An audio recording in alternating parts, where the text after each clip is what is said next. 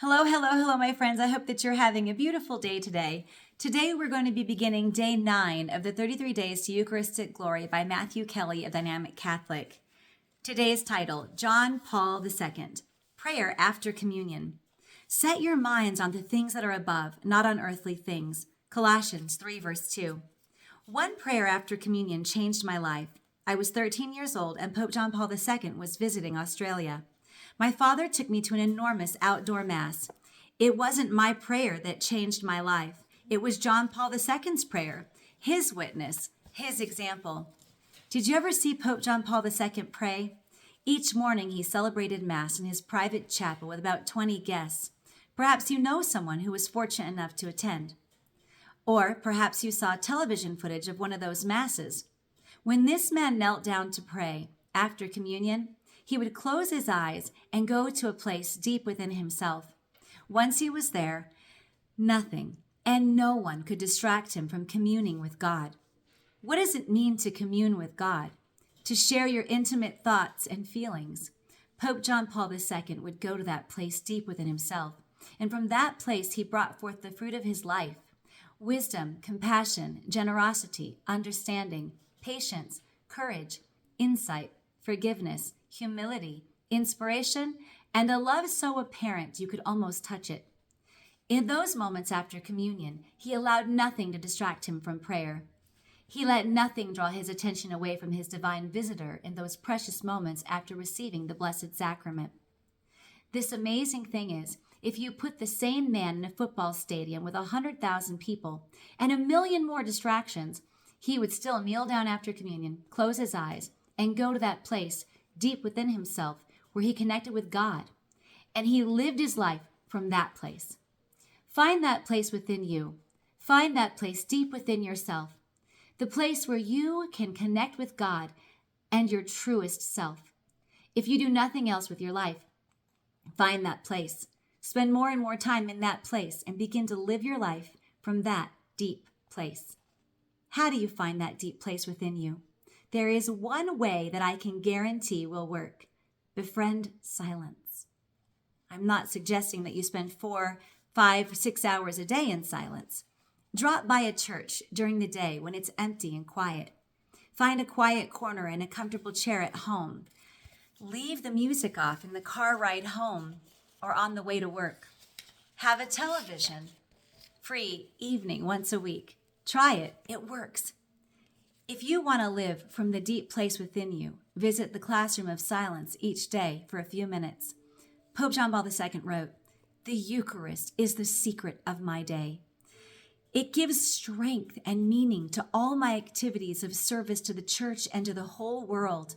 Let Jesus in the Blessed Sacrament speak to your hearts. It is He who is the true answer of life that you seek. He stays here with us. He is God with us. Seek Him without tiring. Welcome Him without reserve. Love Him without interruption. Today, tomorrow, forever." What is the secret to your day? Trust, surrender, believe, receive. Lesson: befriend silence so as to find and spend time in that place deep within where you are able to connect with your truest self and God. The more time you spend in silence, the more you will be able to live your life from that deep place. Virtue of the day: attentiveness. The virtue of attentiveness is a sign of care for others and care for the soul, which is an immeasurable gift from God.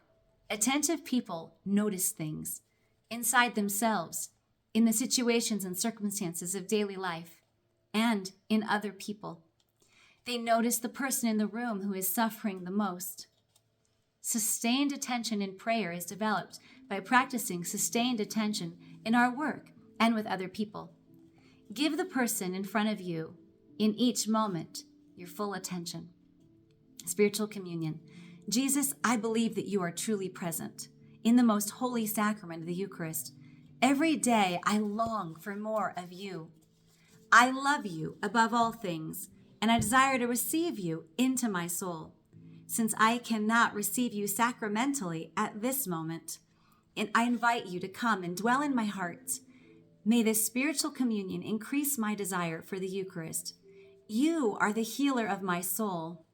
Take the blindness from my eyes, the deafness from my ears, the darkness from my mind, and the hardness from my heart.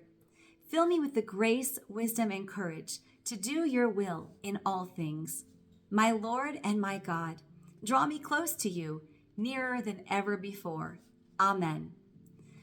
The takeaway that I find today is pretty significant for myself. I invite you guys to go ahead and please comment down below wherever you're watching this, whether you're watching this in a live on my Instagram at Authentic Freedom Mentor between 11:45 and noon weekdays through Palm Sunday 2025, or whether you're watching a replay or pre-recorded video here on YouTube.